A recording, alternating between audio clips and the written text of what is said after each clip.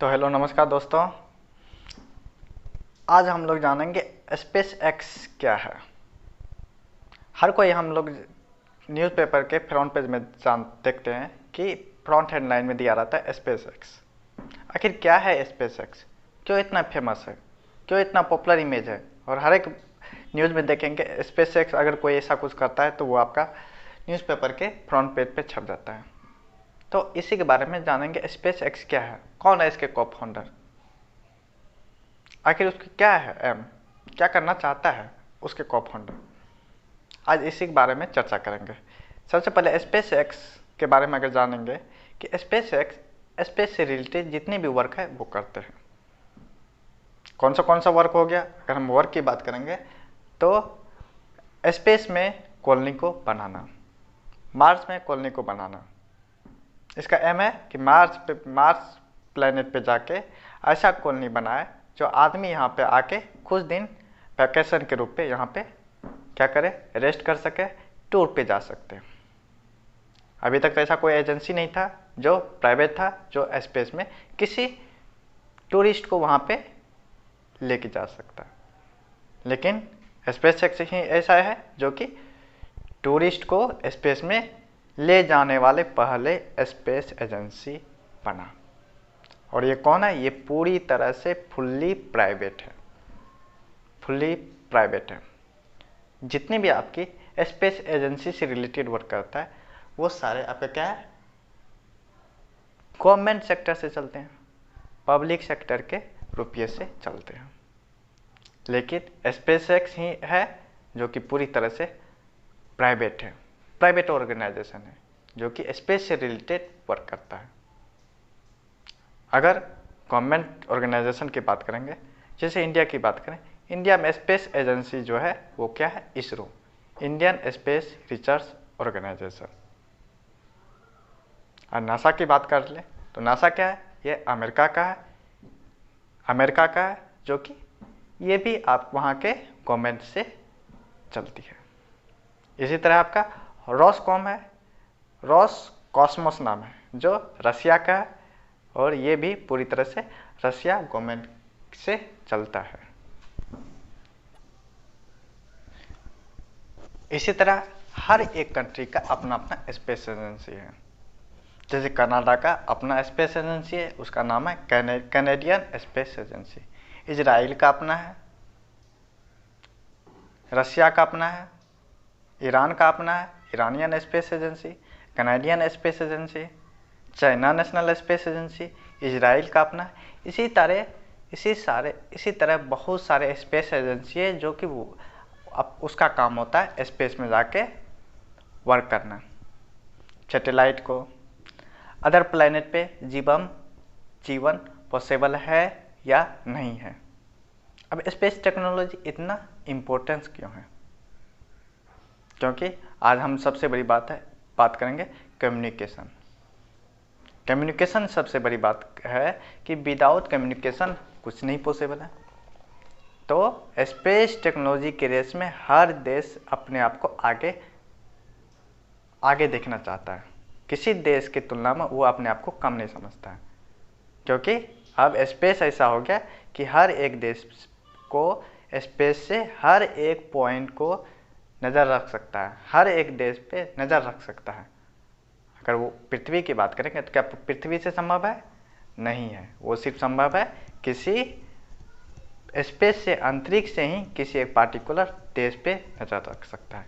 इसलिए अंतरिक्ष की दुनिया में हर देश अपने आप को बढ़ से बढ़कर पैसे इन्वेस्ट करने लगे। लेकिन ये स्पेस एक्स, इसके जो को फाउंडर है एलॉन मस्क है, इसके को फाउंडर है एलॉन मस्क। उसको लगा कि सारे जो है ये गवर्नमेंट ऑर्गेनाइजेशन है, ऐसा कुछ क्यों नहीं किया जाए जो कि पब्लिक के लिए हो। क्या हो, पब्लिक को स्पेस में टूर के रूप में ले जा सके। तो एलॉन मस्क ने ऐसा कुछ सोचे और उसने कर दिखाया। और स्पेस में जाने वाले कौन है, ये पहला आपका स्पेस से रिलेटेड वर्क करते हैं। सबसे पहले 2012 में इंटरनेशनल स्पेस एजेंसी में पहला अपना प्राइवेट स्पेस शटल वहाँ पे पहुँचा।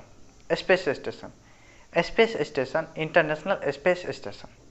अगर स्पेस इंटरनेशनल स्पेस एजेंसी क्या है, स्पेस स्टेशन क्या है, तो अगर साइंटिस्ट यहाँ से वर्क करने के लिए स्पेस स्टेशन में जाते हैं तो वहाँ पे स्पेस स्टेशन में रुक के काम करते हैं। तो इस स्टेशन क्या हो, एक तरह से स्टेशन, जैसे रेलवे स्टेशन में क्या करता है आपका ट्रेन रुकती है, इसी तरह स्पेस में स्पेस स्टेशन है और वहाँ पे जाके साइंटिस्ट रिसर्च करते हैं। आखिर साइंटिस्ट आसमान में जाके स्पेस स्टेशन में जाके क्यों रिसर्च करते हैं?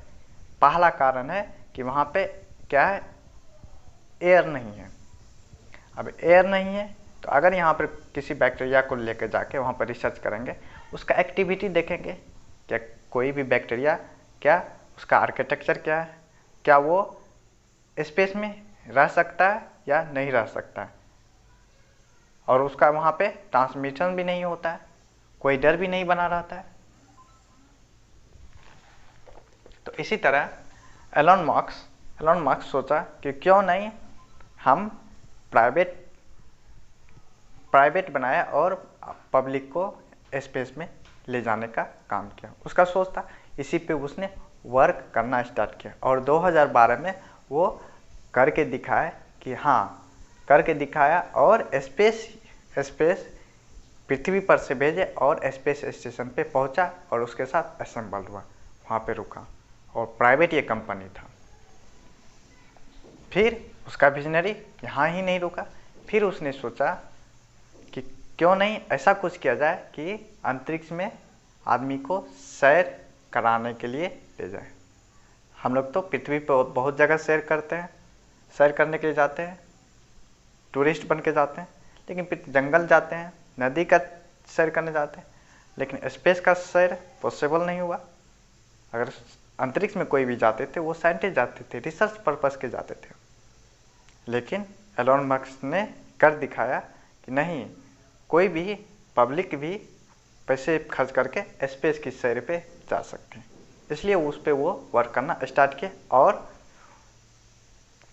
उसने रॉकेट बनाना स्टार्ट किया।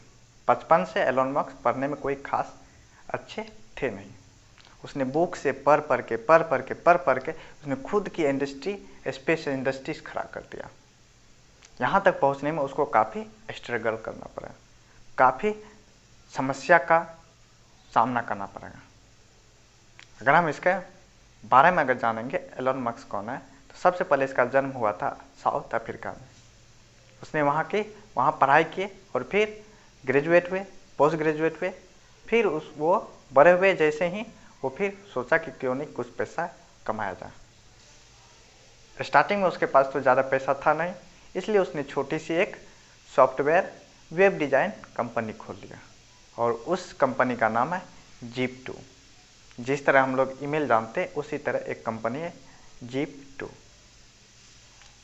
कुछ दिन तो काम किए, स्टार्टिंग में काम किए, लेकिन फिर क्या हुआ, ये पार्टनरशिप पे थे, अपने अपने पार्टनरशिप पे थे और दोनों में बना नहीं और वो फिर कुछ पैसे लेके वहाँ से निकल गए। वहाँ पे रुका नहीं बल्कि उसको वहाँ से निकाल दिया गया। लेकिन कुछ रुपया मिला तो फिर उस रुपया को लेके फिर वहाँ से क्या हुआ, रुपया लेके निकले और एक नए कंपनी खोल डाले और ये भी पार्टनरशिप में थे और कंपनी खोले SpaceX.com एंड पेपाल। किस तरह का, जैसे आपका गूगल पे यूज़ करते हैं, पेटीएम यूज़ करते हैं, भीम यूज़ करते हैं, इसी तरह का ये पेपाल था। पेपाल ऑनलाइन ट्रांजैक्शन का काम किए और कुछ दिन भी ये काम किए। उसके बाद वहाँ से भी ये कुछ पैसे इन्वेस्ट किए थे, उससे ज़्यादा कुछ पैसे लेके ये बाहर निकल गए। फिर भी वो नहीं रुके, 2 कंपनी से निकल गए। फिर इसने ऐसा कुछ सोचा कि ये टेस्ला से काफ़ी प्रभावित थे, टेस्ला मोटर में फिर ये अपना पैसा लगा दिया और वहाँ से टेस्ला मोटर एक कंपनी है जो काफ़ी तरह से ऐसा है कि जो पूरी तरह से बैटरी से ऑपरेट हो, रिन्यूएबल सोर्स ऑफ एनर्जी का यूज़ किया। उसके मन में हुआ कि ऐसा क्यों नहीं किया जाए कि पूरी तरह से रिन्यूएबल सोर्स ऑफ एनर्जी का यूज किया जाए, क्योंकि बढ़ते हुए पॉपुलेशन के कारण क्या हो रहा था, आपका non renewable source of energy खत्म हो रहा था। साथ ही साथ ये भी हो रहा था कि non renewable source of energy अगर यूज करते हैं तो उससे काफ़ी ज़्यादा पोल्यूशन भी हो रहा था, प्रदूषण भी हो रहा था। तो फिर उसने सोचे कि क्यों ना ऐसा किया जाए जिससे पोल्यूशन को कम किया जाए, साथ ही साथ ट्रांसपोर्टेशन भी कम ना हो। तो उसने काफ़ी विजनरी सोच के द्वारा उसने क्या किया, अपना पैसा टेस्ला मोटर में लगा दिया और बहुत बड़े कंपनी खोल दिए। उस कंपनी को खोलने के बाद ये काफ़ी पॉपुलर भी हुआ और काफ़ी पैसा कमाया। और टेस्ला मोटर में वो इन्वेस्ट करने के बाद उसने सोलर सिटी बनाया, सोलर पैनल पे काम किया, सोलर पैनल स्मार्ट सिटी बनाया। फिर ऑटोमेटिव से रिलेटेड जितनी भी गाड़ी हो वो सोलर पैनल से चले और बैटरी से चले। पूरी तरह सोच जो इस पे था वो एलोन मस्क का ही था, एलोन मस्क का, जो पूरी तरह से वो रिन्यूएबल सोर्स ऑफ एनर्जी पे ही था, क्योंकि अभी तक कोई भी ऐसा ऑटोमोटिव नहीं था जो रिन्यूएबल सोर्स ऑफ एनर्जी पे चले। जितने भी अभी सोर्सेस था, कार, बस, ट्रक, कैसे चल रहे थे, वो सारे non renewable source of energy, या तो डीजल से चल रहे थे या तो फिर पेट्रोल से चल रहे थे। लेकिन उसने कर दिखाया कि ऐसा कुछ किया जाए, क्यों नहीं रिन्यूएबल सोर्स का यूज करके, रिन्यूएबल सोर्स ऑफ एनर्जी का यूज करके ऐसा कुछ बनाया जाए। तो उसने सोलर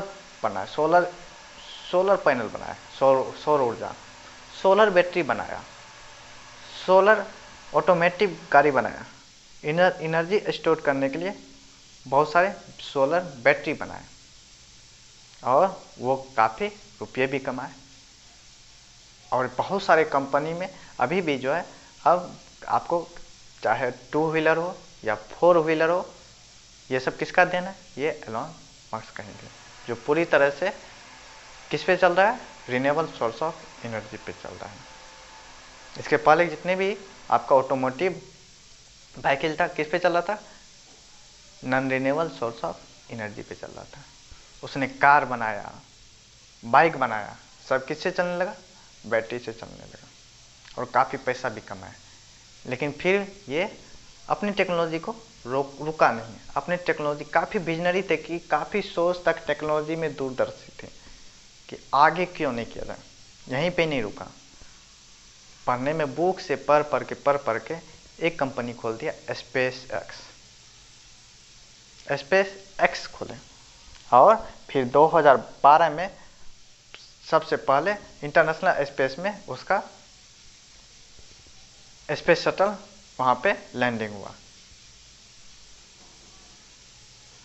और फिर उसका जो अभी एम है कि क्यों ना ऐसा कुछ बनाया जाए कि मार्स पे जाके लाइफ पॉसिबल हो और मार्स पे जाके कॉलोनी बना सकें, मार्स पे जाके कॉलोनी बना सकें।